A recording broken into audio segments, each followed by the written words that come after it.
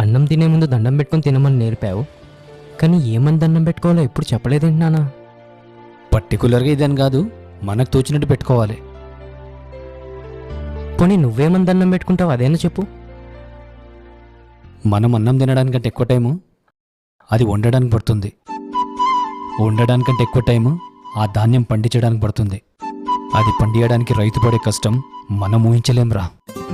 నా చేతిలో అన్నం ముద్దున్నప్పుడు ఆ దేవుణ్ణి రెండే కోరుతా. ఒకటి, మన కడుపు నిండడానికి ఈ అన్నాన్ని మనకు అందేలా చేసినందుకు. రెండు, ఇది పండించిన రైతన్న పస్తులతో పడుకోకుండా చూడు దేవుడా అని. మన ప్లేట్లో మెతుకు మిగిలినా ఆ రైతన్నని అవమానించినట్టేరా.